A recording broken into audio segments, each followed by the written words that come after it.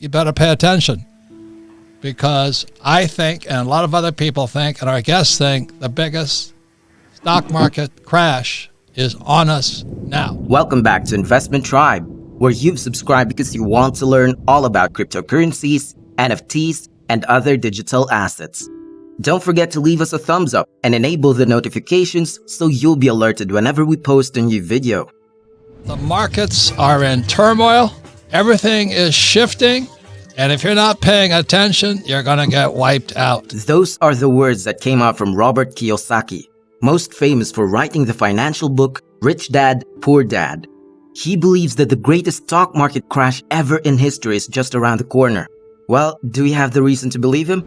Today's video will summarize and analyze the most important bits and pieces of Robert Kiyosaki's last warning. As an enthusiast, this is too scary to think about, especially coming from one of the superstars of the financial world.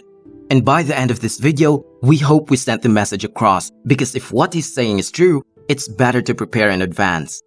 As we all know, in March of 2020, we experienced the biggest market crash in world history because of the global coronavirus pandemic. But according to Kiyosaki, the bigger financial catastrophe was happening in the background during that time. And we were all unaware of this because we were locked inside our houses. He said that the best opportunities are here because the government screwed up. Because both the Fed and the Treasury, they're supposed to be separate, but they're now scratching each other's back, which proves they were never separate at all. And most people... Kiyosaki has this to say about the baby boomers. So right now, when you look at the future, the baby boomers are old guys. You know, they've had these, they're the first generation, I think, to have a 401k, because we came off what's called defined benefit pension plan and went to a defined contribution, which is the 401k or IRA or SEPs. So the baby boomers for the first generation to be hanging with their butt out in the air right now. And if the market crashes, they're gone. Whereas, pretty interesting. He went on to compare that with the World War II generation, the one before the baby boomers. Whereas my parents' generation, the World War II generation, they had a defined benefit pension plan. That's like what Ford still gives out, I think. So if the market crashed, Ford still made sure you got a paycheck for life. So the baby boomers, you're screwed. Listen. He gave an interesting insight into the world economy today. He explains the concept of Bubblenomics, which every country in the world is doing. This is where instead of paying the bills, countries just print more money so they keep the economy afloat. But this is only temporary. Remember in 2000 when the dot-com bubble happened? Well, the US government did not fix the problem and just printed more money. It happened again in 2008 with the real estate bubble, and they did the same thing. So you see, there is a trend, and it is very possible that it might happen again. What Kiyosaki is saying is this is only a temporary action and doesn't solve anything. What it does, it makes the real estate market hot, makes real estate hot, it makes the bond market hot, but it's based on Bubblenomics. You don't have to go to college to know this. So today, the United States has Social Security is going bust, teachers' pensions are going bust, state pensions are going bust, Social Security is bust, Medicare is going bust. So if we keep doing this, the bubble will pop again. We seem to never learn from our mistakes. Kiyosaki thinks that what's probably going to happen is MMT, or modern monetary theory, which he calls Marxist monetary theory. This is a concept in economics that states the major risk of creating new money is inflation once the economy reaches full employment. And we know that when inflation happens, prices will rise, thus reducing the purchasing power of money. MMT claims that this can be addressed by increasing the taxes to reduce the spending capacity of the private sector.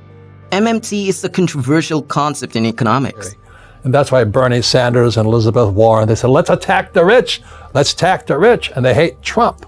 But according to Kiyosaki, people should not really blame Trump for the crash because way before he got elected, the crash is already inevitable. But he agreed with what Elizabeth Warren and Bernie Sanders are saying, that we should apply the 80-20 rule, or what we call Pareto's law in the economy. Basically, 80% of the people need to learn how to fish and 20% need to be given fish. But the problem is, according to Warren and Sanders, is that the number of people that is needed to be given fish only increases. Money. As I'm talking about the economy dying, the reason I say that is the Fed is incompetent. Now, the Fed What I mean by incompetent, they can't save us. It's gone too far. They've been printing money since 1971. And instead of fixing the problem, they just kept making the problem worse. These are some strong words from Kiyosaki, but there's truth in what he's saying here, and he explained it very well. The Fed, or the Federal Reserve, just printed 3 to 4 trillion US dollars in the past year. Apparently, it's very easy to make money today. It's as simple as pushing a button. But do you have any idea how big a trillion is? If you have 1 trillion and you spend $1 per second, it would take you 35,000 years to run out of money. That's how big it is, and yet they just printed 3 to 4 trillion of cash. So if you have a savings account and have real physical money that you work for, they're going to pay you nothing for it because it's useless to them. They have trillions of it. That's how the feds are screwing us, according to Kiyosaki. But why do they need this much money, you ask? Well, Kiyosaki has a theory. And the CEOs of these stock market companies, they did a side deal with the Fed. So the Fed was loaning them billions of dollars for them to jack their stock price up. So the stock prices are at this artificial high, and all mom and pop are watching their 401ks or IRAs, and the stocks are this high. And the Fed keeps printing more money, keeps giving the CEOs indirectly, because they can't do it directly. They do it through what's called SRVs, special something vehicle. It's criminals what they're doing. And they give the CEOs the money and they pop the stock market up. That's why we're in serious trouble. That's my opinion. So what do you think? Do you think it's right? Remember, it's just a theory by Kiyosaki. He may be wrong about this, but if it's right, the government for sure will try their best to put him behind bars. While the feds are printing more and more money, Bitcoin is doing the opposite. They have what's called halving. This is the process in which rewards of mining Bitcoin get cut in half after each set of 210,000 blocks is mined. It limits the supply of new coins, but its price could increase if the high demands remain. So if the Bitcoin supply is getting lower while the US dollars or any other currencies like euros, pesos, yens, and other are increasing, that only means that these currencies are getting softer while Bitcoin is getting harder because its supply is decreasing. The same thing with gold and silver. As the total of mined gold and silver increases, the Earth's supply decreases, which makes them harder as well. That's why I don't buy gold, silver, and Bitcoin to get rich. I just hate getting screwed by the Federal Reserve Bank and the Treasury. What we've been told in school was the best path in life is to go to school, get a job, save, and then build a small business. But Kiyosaki didn't do that because the small business on average pays 40% to 60% in taxes. They get taxed the highest while guys like Elon Musk and Bill Gates pay only 20%. That's how the world works for a long time now. That's why Kiyosaki doesn't touch the stock market, bonds, mutual funds, and ETFs. He created deals for himself like in water. Kiyosaki is not alone in this actually. If you've seen the movie The Big Short about Michael Burry, just before the credits it said that Michael Burry only invests in one commodity now, water. Because water's demand, just like gold, only ever increases, yet the supply is limited. So it is a very good investment.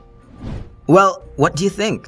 Personally, I think that some of Robert Kiyosaki's prediction may be over the top, but most of his views make sense, especially the ones backed by real data. So I think it's still better to take all of his opinions with a grain of salt, but at the same time, be very cautious with our investments in the future. It's better to watch the market all the time, because if Kiyosaki is somehow right about all of this, then the whole world is really screwed. So it's always better to prepare for the worst case scenario.